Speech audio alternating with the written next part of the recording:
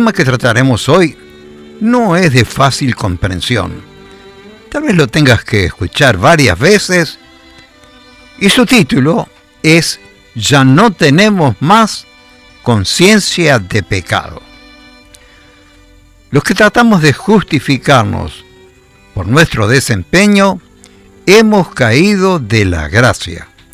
Dice en el libro de Gálatas capítulo 5, verso 16. Vivan por el Espíritu y no sigan los deseos de nuestra naturaleza pecaminosa. Los religiosos entienden este verso al revés. No vivamos de acuerdo a la carne, es decir, a nuestros impulsos naturales, y así podemos vivir en el Espíritu. Pero la palabra nos enseña totalmente lo contrario, por el Espíritu. Y entonces la obra la hace Dios en nosotros. Al nacer de nuevo, ya tenemos vida eterna. Tenemos vida eterna en nuestro interior. El Espíritu Santo vive en nosotros.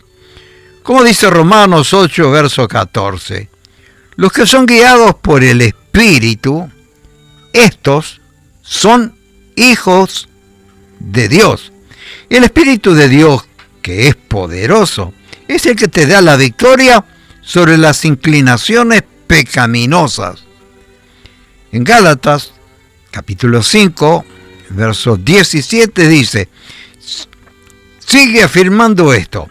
Nuestra naturaleza desea lo contrario al Espíritu, y el Espíritu desea lo contrario a ella, es decir, a nuestra naturaleza. Los dos se oponen entre sí.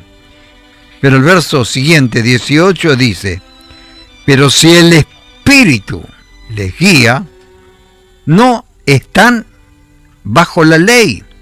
Cuando estamos bajo la ley, la muerte tiene poder sobre nosotros. La enfermedad del mismo modo tiene poder sobre nosotros. Todos los hábitos pecaminosos tienen poder sobre nosotros. Pero debemos entender bien esto, que si estamos guiados por el Espíritu, estamos en victoria. Y el Espíritu da testimonio que somos hijos de Dios. El Espíritu de Dios da testimonio, nuestro espíritu, dice la palabra, que somos hijos de Dios. Eso lo confirma la palabra de Dios. ¿Cómo sé que soy salvo? Porque la Biblia dice, el que cree en Él, Jesucristo, tiene vida eterna. Lo afirma la Escritura. Y simplemente yo lo creo. Por otra parte, dice Romanos, capítulo 8, verso 14, porque todos los que son guiados por el Espíritu de Dios, estos son hijos de Dios. Verso 15, por el cual clamamos Abba Padre. Clamamos Abba Padre porque ahora tenemos un Padre. Nuestro Padre es Dios. El Espíritu da testimonio, nuestro Espíritu, por el cual clamamos Abba Padre. Ahora somos familia de Dios. El Espíritu nos guía paso a paso. Y en la medida que lo obedecemos, cada vez somos más sensibles. Debemos comenzar por las más mínimas indicaciones que nos da el Espíritu. Tenemos que ser sensibles a eso. Si no damos ningún paso, no hay nada para atestiguar. Pero debemos movernos en respuesta a las indicaciones del Espíritu. El Espíritu nos va dando la directiva en las acciones que debemos tomar. De este lado del cielo, nunca seremos perfectos por nosotros mismos.